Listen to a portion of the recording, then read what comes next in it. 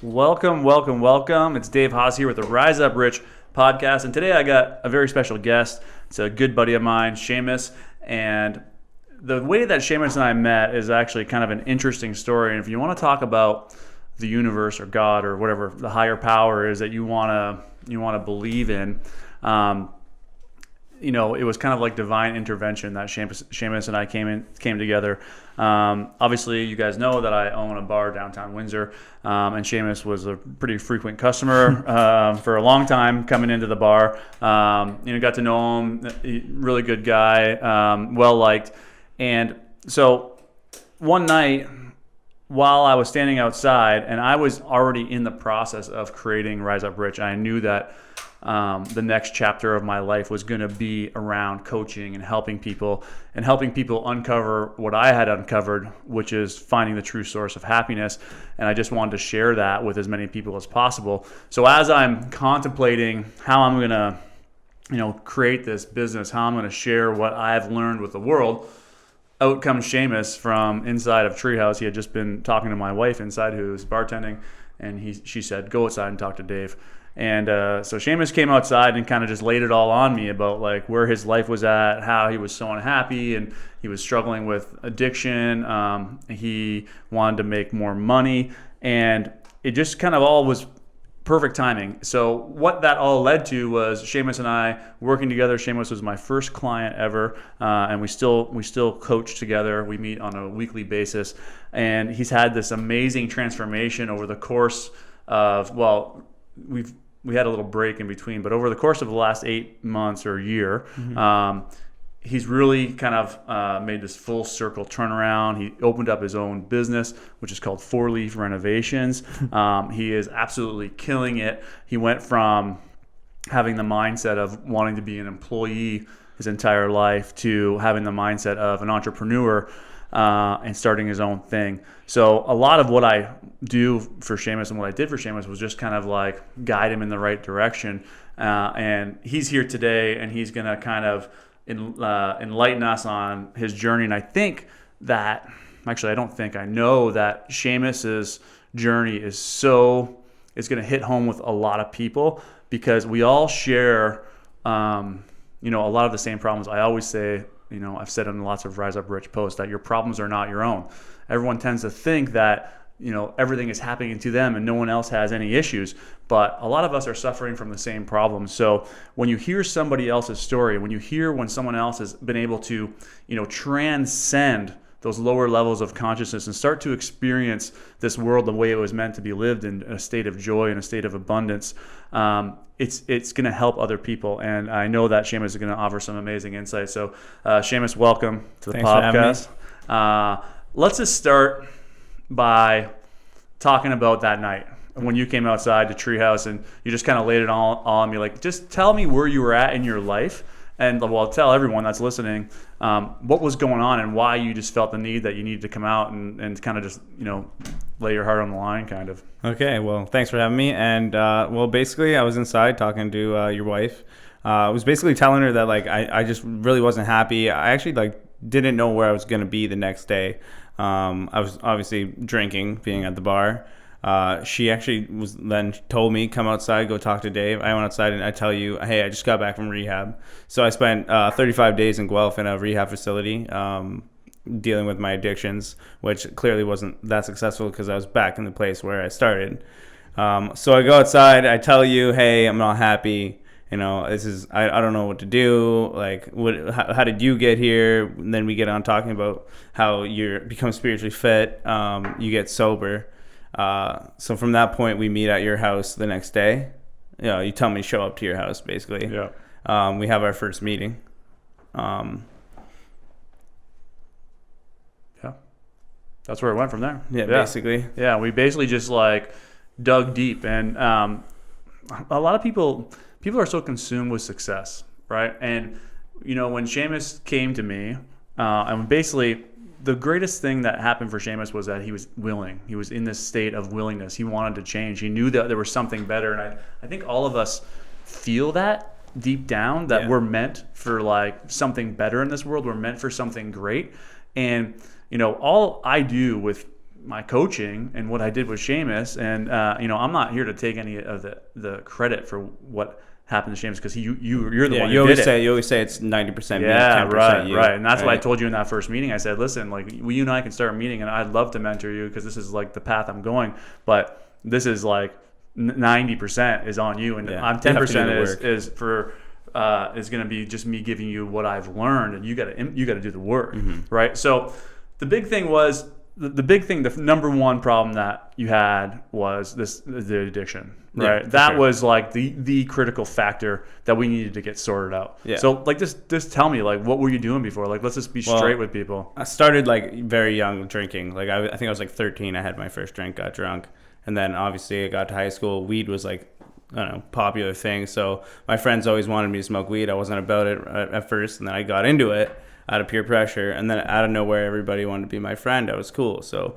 addiction kind of like created like almost an acceptance thing for me. So everybody, I was accepted for doing the wrong thing. So after a while I started doing it to like look cool, be cool. The drinking like was heavy throughout high school. I even experimented with other drugs. Weed was like super hard for me to quit, like super hard.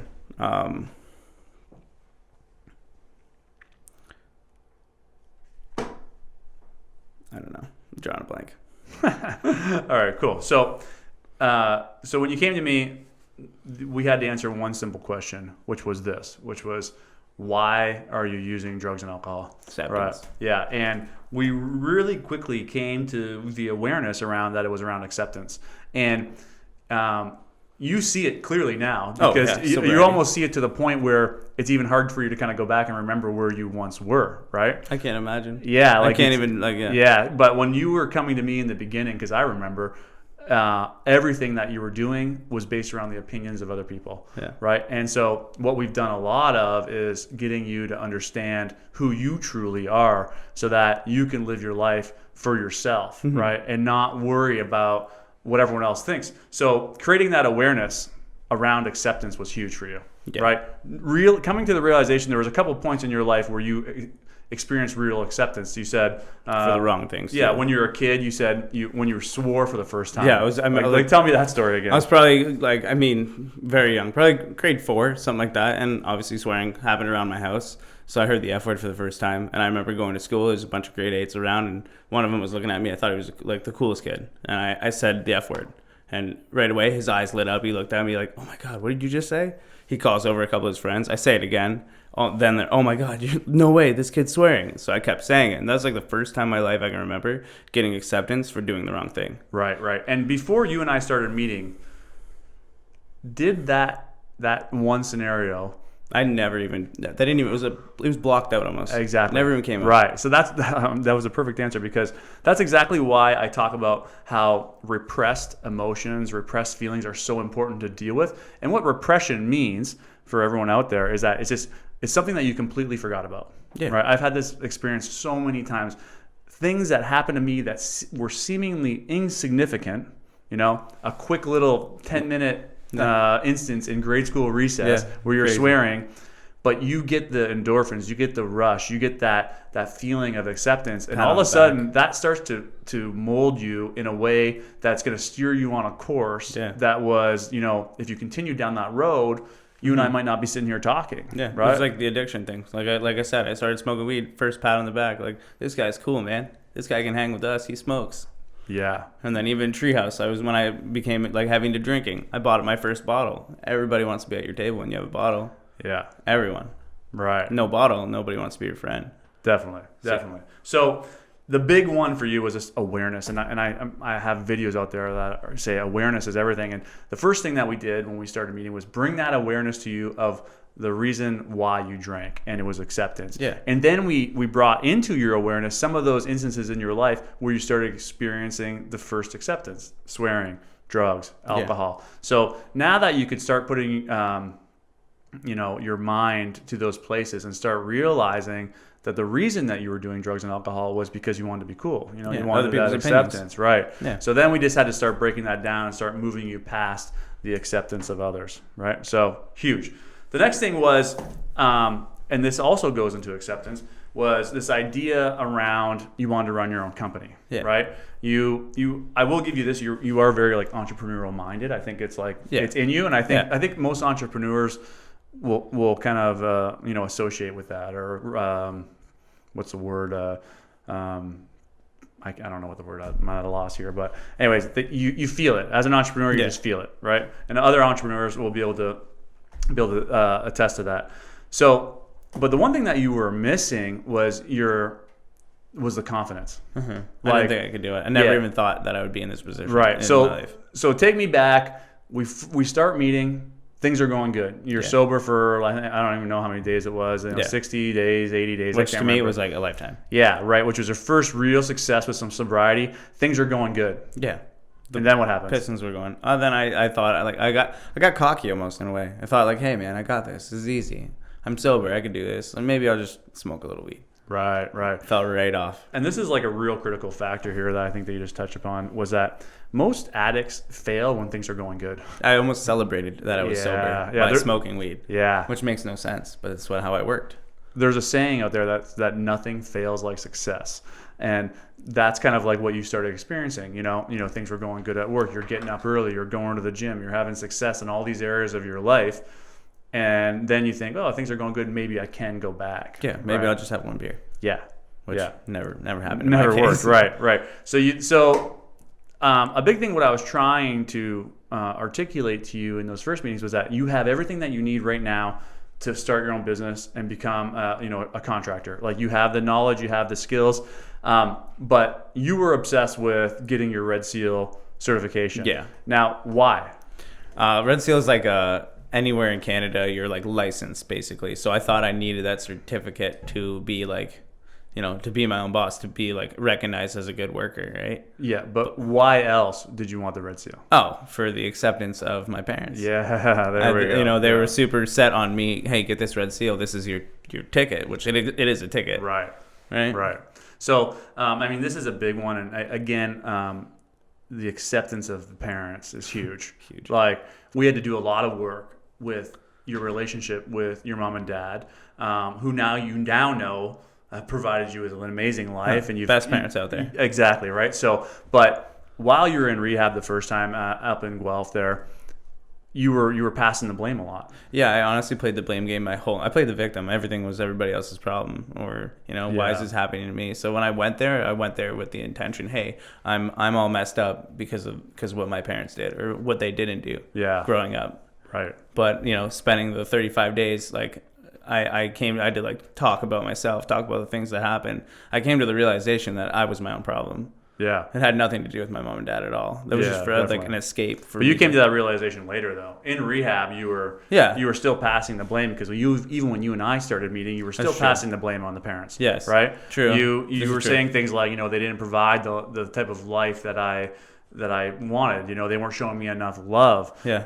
And we had to really get you past that, and then this is true. The way that we got you past that was actually with a spiritual healing treatment, which was, it's very out there, but that's something that I do, and I just know how effective it is. So ultimately, what it is I got Shamus, I lay him on the table, and I kind of just put my hands over him, and I just kind of feel what comes up, and right away, the first thing that came up was that this need for nurturing, or the feeling of lack of love, was something that was in the family field, and something that your mother experienced as well. She's a middle child, right? And it's like pretty common that middle childs feel like they don't feel the love as much, right? And in that treatment, you were able again to come to this amazing awareness that your mom also experienced what you thought you were experiencing, and with that awareness, created acceptance. For sure. Yeah. It was just the way what she knew. She was like doing it the way she was done, like it was done to her, right? Yeah. So definitely. to her, that was normal. Yeah. For sure. So then you created this idea. So then that's allowing you to surpass this blaming of the parents, and then you start to take full responsibility for your own actions. For sure. That was the best thing I ever did. Right. So after our first kind of like little group coaching, I think we met for about 2 months, 3 months maybe. Things were really going well, but then you started missing meetings, started falling off. You said you went back to smoking weed. And then we took a break. Like you were just gone for a while, right? Yeah. Like I don't know how long it was. It was a while, but you were back smoking weed. Working for somebody else. You had went back to saying, I just want to get my Red Seal again. You were back on that train. Yeah. And you were in this this perception, and this is like one big thing that I think changed for you, is that your perception before was that I want to get my red seal because I want the acceptance of my parents. For right? sure, yeah. You know, they think that there's job security there, and you wanted that job security. Yep. And so you're going down that road. You end up going to work for a guy, and things weren't working properly. Like you had a blow up at work one day. You had told me about. Yeah, I got let go actually. Yeah, you got let go, and things were kind of like really hitting the fan. And again, you came and we reached out, right? Yeah. And that's kind of like where we got going again. And in this next session, something shifted in you, and it was a little bit of, I think, like rock bottom. I honestly was tired of telling you I wanted to change and like to get better and to do all these things, and then falling off the wagon. Right. Yes. I was serious that time. I was like, okay, I've had enough of this shit. I want in. And I think that's a great thing about a coach. Yeah. Like, and this is not tooting my own horn. I have a coach.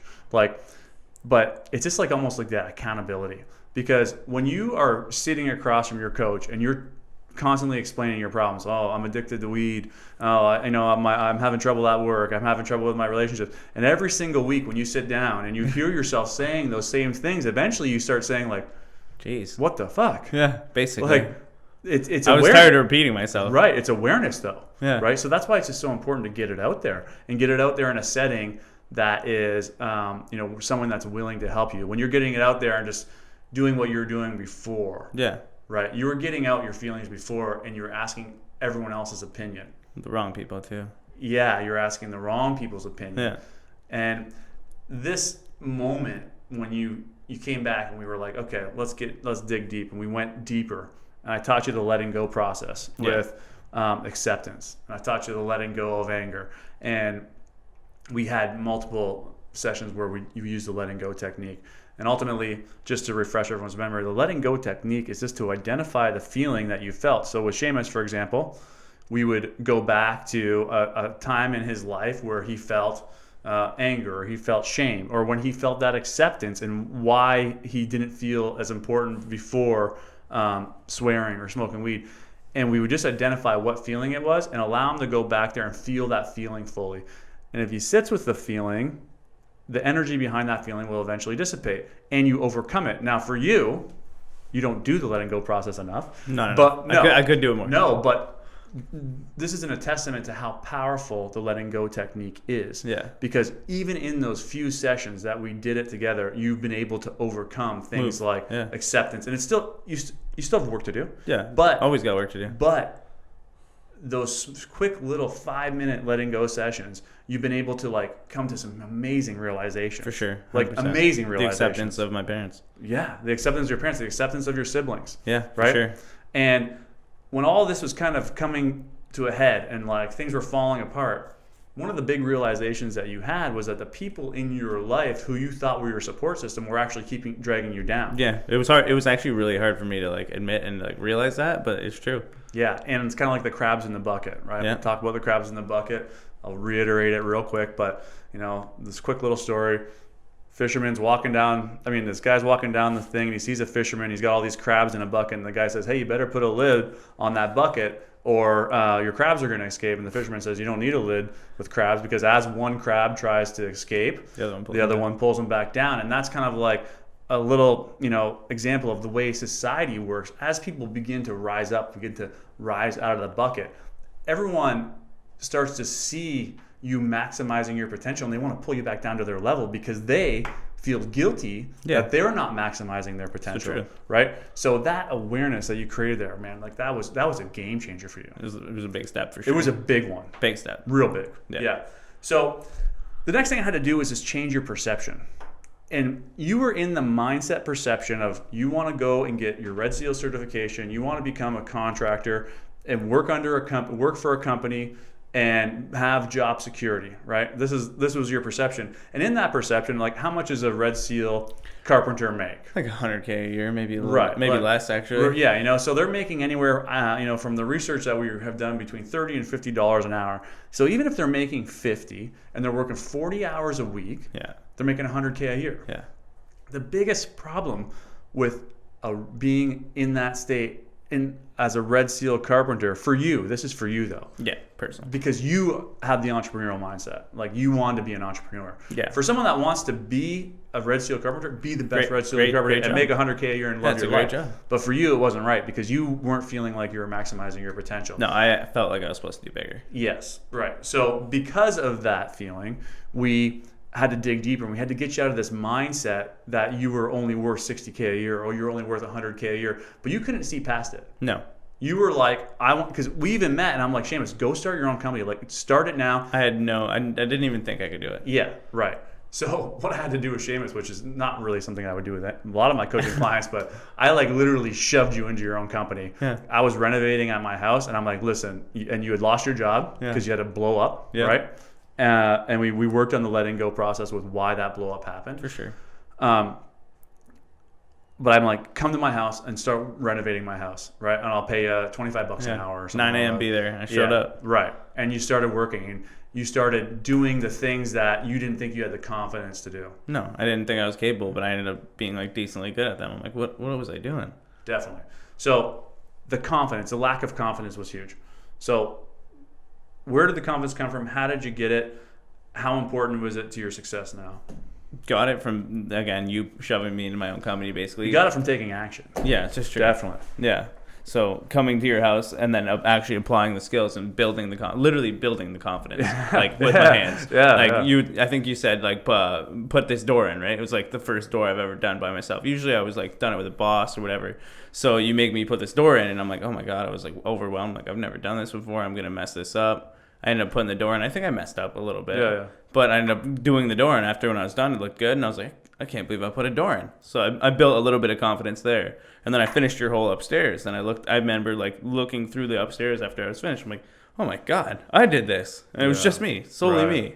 Right. So nobody's help, nobody was holding my hand doing it. Like in my old jobs, you always had like a supervisor or somebody above you giving you your hand, but I did this all on my own, and that's where I built some of the confidence. And then I started like realizing, you know what, maybe I am capable of doing these things. Yeah.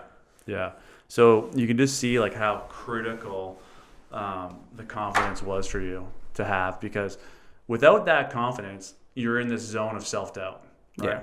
And self-doubt is a killer.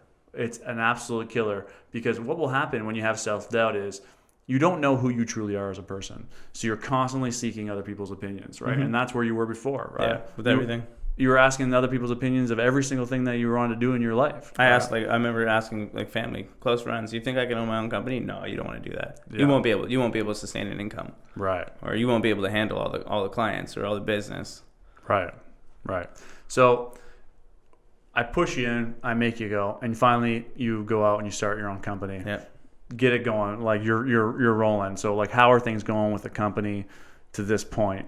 Actually amazing. I'm booked till the end of not the end of the year, but almost the end of the year. I've got like jobs booked, deposits. I've like grown as a contractor. My work level's even increased. I have an employee, so I mean he's one of the best guys out there. He helps me out with everything. We do really good work, like clean, efficient. It's not hard to be like a good contractor right now in this city. I mean you gave me the tips, but all you gotta do is show up on time. I show up early because it looks good. Yeah. Just do clean work, and it's all about like at first I was about the money, right? But then it came to me that it's not. It's about I love my job. I actually do love my job. You showed me that I have a passion for this. I think this is what I was meant to do, right? Mm-hmm. So the company's great. I've got a trailer now. We've grown like in the last 5 months. I've like tripled everything. Like tools, like my work has gotten better. Everything. Yeah, and so.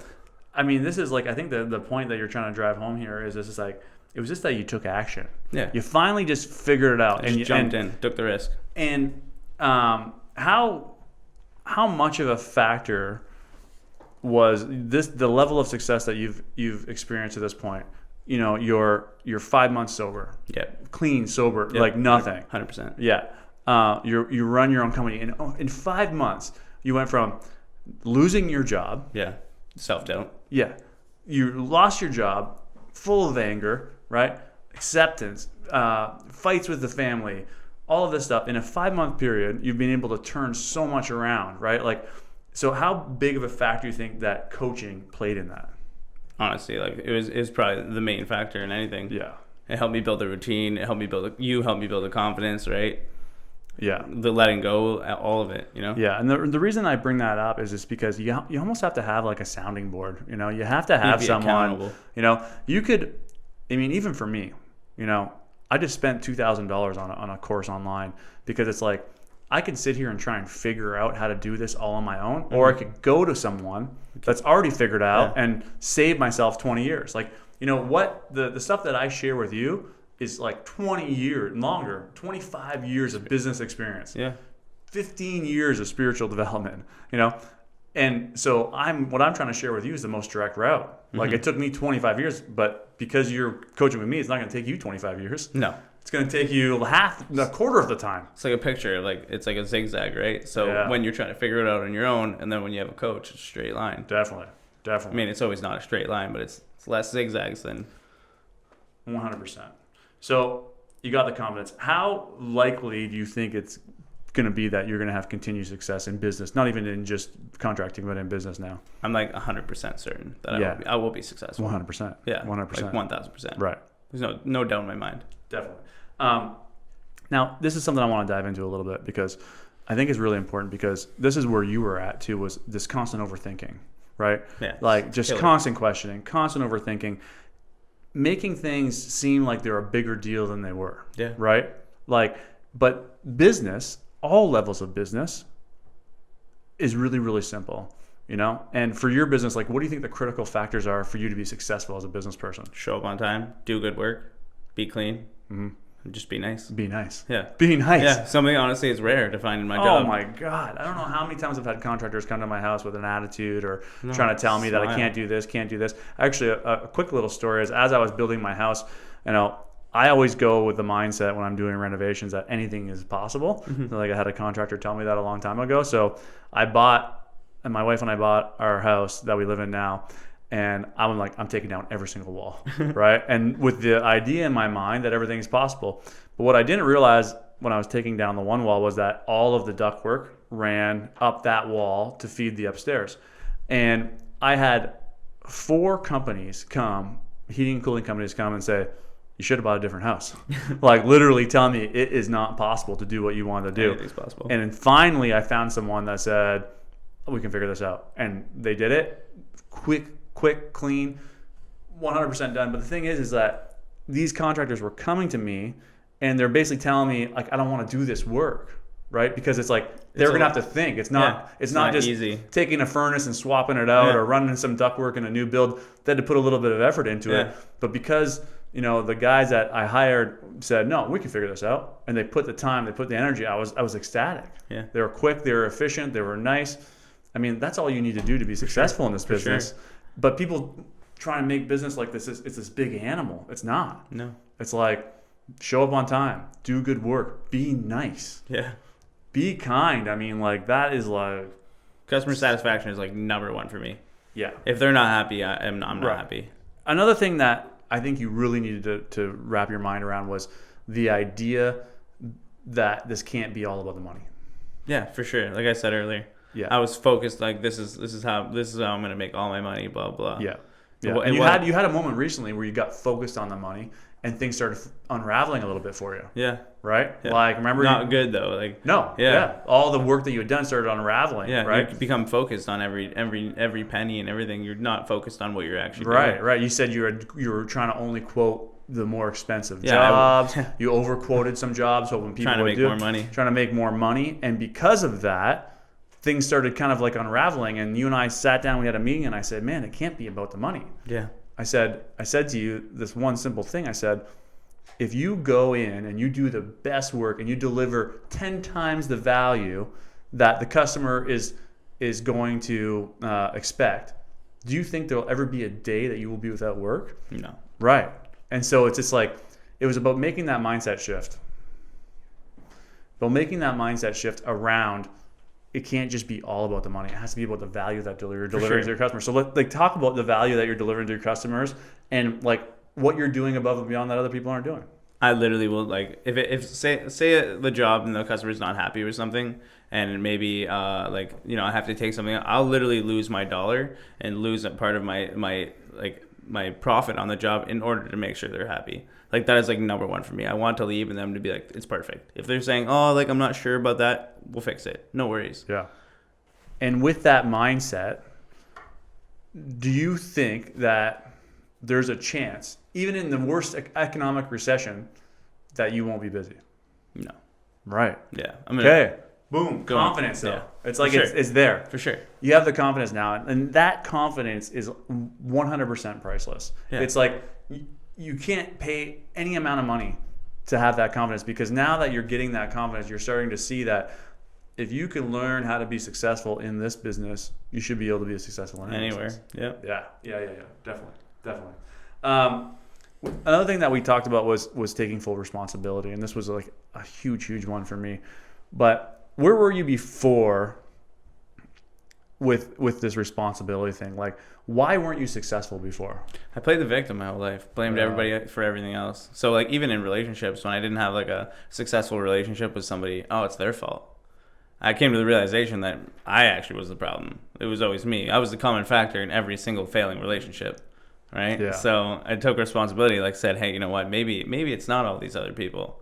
Maybe it's me. Again, like the addiction. I'm like, maybe I'm doing this and I don't feel good because of my mom and dad. And then I came to the realization, hey, I think I'm the problem. Maybe it's not them. Yeah. Even with work, I thought when I originally got fired and let go, oh, it's my boss. He's an asshole. Yeah. Actually, it wasn't my boss. It was me. Right. So as soon as I started taking responsibility for like everything that ever happened to me, like the reason I was doing this, the reason I was doing that, the reason my relationships weren't working out, everything changed for me. Yeah. I realized that like, hey, maybe it's not everybody else. Right. Yeah. And now that you are a boss. Yes. Right. Yeah, I see the other side. Yeah. For sure. Like, what do you see? So I mean, I used to drag my feet, or I used to show up late all the time, or I'll show up on the dot at work. And I remember my boss used to give me shit for it. He's like, "Hey man, you're late." I'm like, "It's 8 o'clock. You said be here at 8 o'clock." Now I have an employee, right? So he shows up at 8 o'clock, and now I understand that frustration. I'm like, "Hey man, you need to be here earlier because we have to be there by this time, or we have to go somewhere." So like, I get to see the other side of it. Yeah. Or even the dragging your feet thing. Yeah. I used to take my time, and now I understand. Like, oh my god, this guy could be moving faster. Yeah, and I think one thing I would love for everyone to experience is to have the ability to manage other people at one point in their life. It's actually hard. Because once you manage other people, you come to such a greater appreciation for what a greater appreciation for what a good employee really is. Yeah. And so like I always say, like if all my businesses ever went to hell, I would be like the greatest employee on earth because I know what I want personally as a boss. Yeah. So because we're here and like what this podcast is all about and what Rise Up Rich is all about is trying to help people and trying to deliver the most amount of value, just like we were just talking about. And so that's why I wanted to bring you on this, because if someone came to you today that was suffering from addiction, they couldn't get over it, like you couldn't get over it, you had tried multiple times, what pieces of advice would you give them to help them start moving towards the path of recovery? First thing I would do is ask them what they want to do. Like what do they want out of life, right? Figure out what exactly they're doing to get to where they want to be. Second, how have you tried to stop? Mm-hmm. Like what do you want to do? What do you want to stop? What allowed you to finally get a grip on this addiction? Figuring out why I was doing it. Why? Why? So basically, I get what you're saying. Why would I'd ask them, why are you doing what you're doing? What's your problem? Right. Or what do you think your problem is? Okay, and then let's say they uncover their problem. Yeah. They come to the awareness. Then what are they going to do? Figure out for them to somehow take responsibility for it. Yeah. I mean, figure out why you're doing it. Okay, why? All right. Well, why do you feel that way? Okay, you think that, but why? Yeah. Basically, ask why. Right. That digging. It's about digging. It's about going to places that you're uncomfortable going, right? And getting to the root issues. And then once you get to the root issue, then what do you do? Cut the root. Yeah. And how do you do that? By thinking on it, letting it go. Letting it go. Digging deep on it. Letting go. Feeling those feelings and then letting them release. Yes, exactly. So like just some real great insight, I think, from you, Shamus, on the power that exists in a spiritual journey. For sure. Whether you think this is a business coaching that I do with you or spiritual or whatever, but ultimately it all comes down to spiritual healing, right? And figuring out that why around everything. We had to figure out the why around everything for you, right? Yeah, I'm constantly asking myself why I'm doing things now. Right. So it's like, why were you drinking? Acceptance. Yeah. Okay, let's deal with the acceptance. Let's identify the places in your life where you started feeling acceptance for the first time. Swearing. Boom, awareness, right? You get the awareness. Then we talked about money, right? Why do you want money? Wanted everybody to think I was cool. Exactly. Well, what's the number one thing that you want? Mustang. A Mustang, okay, right? You're obsessed with this Mustang. And we talked about how it's okay to want things. But you got to want them for you. Yeah, not to look cool. You don't want that Mustang so that everyone looks at you. You want the Mustang because you enjoy the drive, you enjoy the feel, the power of the Mustang, but you don't want to ever do anything for anybody else. Yeah. That sounds wrong, but you only want to be doing things for you, right? You want to be good with you. And that's ultimately what this work is all about. It's like, it's never about what's going on out there. It's always about what's going on in here. So if you want a Mustang, why do you want the Mustang, right? Yeah, to look cool, probably. Yeah. It's probably 90, you want to look cool, 10, you want to feel the power of the Mustang and drive it. Yeah. Right? So the next thing that we've talked about, which I think that we can dig in a little deeper here, is letting go of desire, which has been a hard one for you. It's like actually the hardest one. Right. Because for me, one of the critical factors to my success, to the abundance that I'm experiencing, like I live an amazing life. I live in a great house. I have a beautiful wife. I have a newborn baby. I have a 50-foot boat or 40-foot boat. I don't know why I said 50. I have a 40-foot boat. I drive a brand new car. Like my life is great. It's great. Every day I wake up and I'm grateful for my life. And I got there by letting go of my desire for all of those things that I now have. Yeah. Right? But it's hard to see past that. Super hard. Yeah. What's your biggest fear around letting go of your desire for money? That you won't get the money, right? Yeah. But it's the total opposite. Right. I was letting go. I was worried about, how am I going to book until the end of the year? And the second I let go of how am I going to book to the end of the year, I'm booked to the end of the year. You just remembered me another great thing.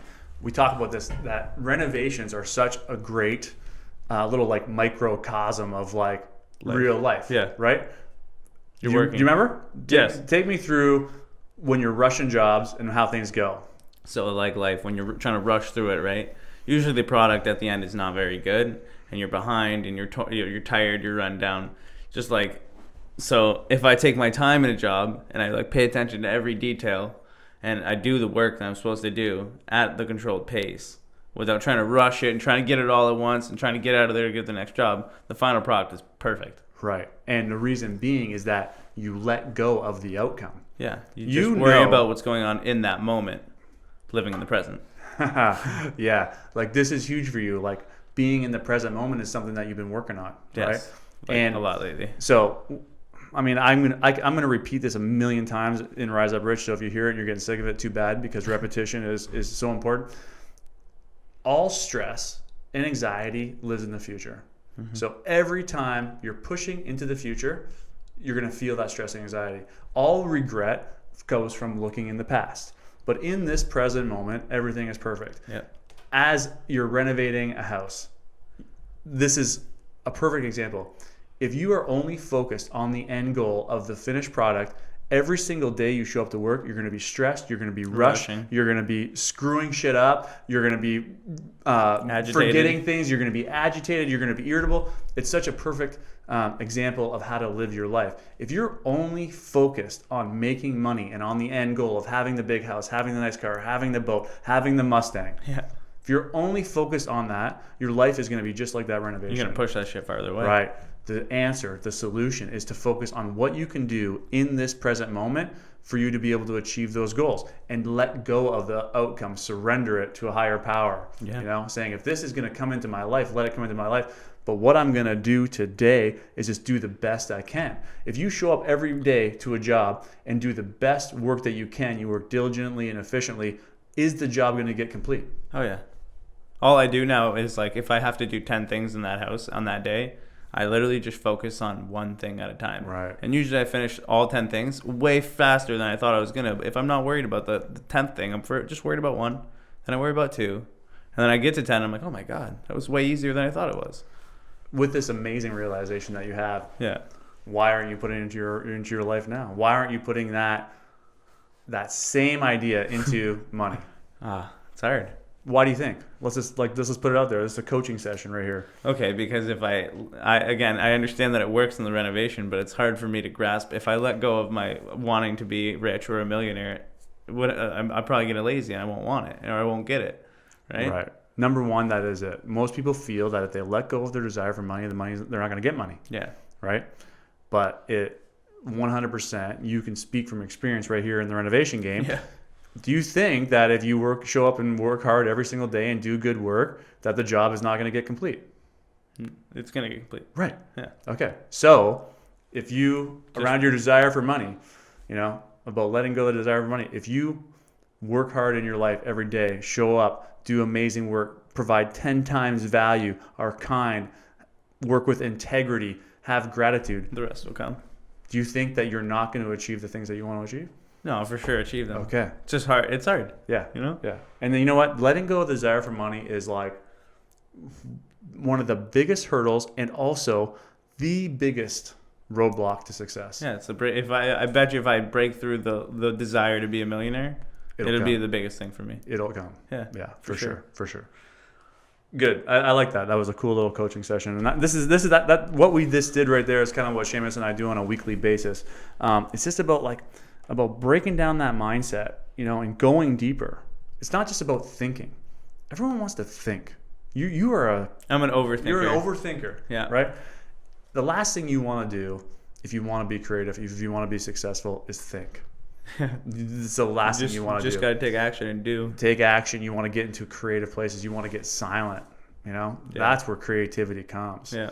That's where the inspiration comes. That's where the answers come. It's true. How many answers have we got in meditations in our many? So many. And usually they're actually breakthroughs. We could sit in therapy. You could sit in therapy for 20 years to try and uncover what you and I uncover in 5 minutes in meditation. It's actually the truth. 100% is the truth. Yeah. Man, we came to the idea of acceptance in a 5-minute meditation. Yeah, I thought my issues were all based around alcohol and everything. In a second, we realized it's acceptance. Yeah. Literally. Once we made that realization, everything changed. Everything. Sober for 5 months. Yeah. Start your own business. Yeah. Booked until November. Yeah. With one 5-minute realization, that's critical point analysis. 180, turn me right around. 100%. That's the power that exists out there for every single person, and that's why I created this, because I started learning how to tap into that. Like, I can get the answer to any single question that I want in a 5-minute meditation. Now the deeper ones, sometimes you got to do it 20 times. Yeah, I mean, desire for money. You might dig. have to sit and meditate on that 20 times. But how many times have you done it without me? You want the real answer? Yeah. Not once. Right, Yeah. right. So this brings me to another thing, and then Shamus and I would get rolling. We're on fire. I always come out of our coaching sessions with lots of energy because, business fires me up, and just coming to awareness fires me up because there's so much energy there. Like how energetic do you feel when you leave our coaching sessions? Unreal. Oh, I feel like freaking running. Yeah. I'm the coach, and I feel like running around the block. I'm pumped. Yeah. Because it's just amazing to come to these awarenesses. I usually get my ass in gear the second I leave here. I got a task to do. I'm like, okay, this is what we're gonna do this week. This is what's happening. Yeah, and that's the other thing that we do is just I just keep you accountable. Yeah, It's like, these are the things you got to do, Shamus. And then you come back next week and I go through the list and I say, what did you do? Yeah. Right? But the point I wanted to make that I got sidetracked was around meditation. People tell me all the time, all clients that I have come to me. You were one of them. I can't meditate. You still say it to me. I can't meditate. I'm gonna try and put. And I say, how often do you practice? 0. Yeah. Nobody wants to do the That's work. right. That's like saying, going on the golf course and I can't break 80. Well, how often do you golf? Well, I golf 3 times a year. Well, what the fuck? No wonder. How are you gonna break? No how are you gonna wonder, break yeah. 80? It's all practice, right? And the power that exists once you do practice is that you can get the answer to any question that you ever had. Mm-hmm. You want a better relationship? Meditate on it. You want more money? Meditate on it. You want to be happier? Meditate on it. All answers exist. All answers lie within, right? Yep. And you just got to go there. The kingdom is within. The kingdom You've is said within. that. The You kingdom said that to me? of heaven is within. You've said that to me, and I live my life on that now. Definitely. So huge. I think let's leave it on that, man. Like, first, before we just wrap up, I just want to say, like, one, I'm just like super proud of like what you've accomplished. Like, you've killed it. Like, just you've really come to some like really amazing awarenesses. Like, sometimes you blow my mind even in our coaching sessions. I'm like, fuck, this kid's getting it. Yeah. You know. Slowly but surely. But two, I just gotta like thank you for like pushing me to become doing what I wanted to do. Yeah. That day that we met on the street of Treehouse, like that was a turning point for both of us, right? That was you saying, I'm going to take control of my life. And that was me saying, I got to get this shit out there and I got to start helping people.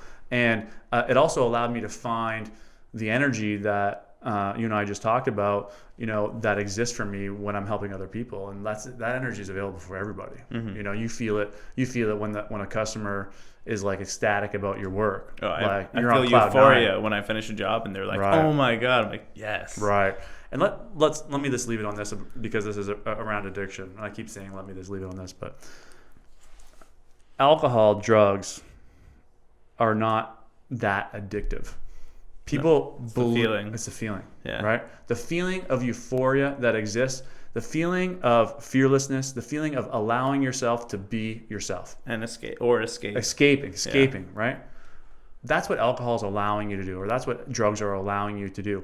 But what I'm here to tell you, and I think you can attest to this, is that feeling exists and is within reach to all of us at all times without the use of drugs or alcohol. I feel that feeling times 100 sober. Definitely.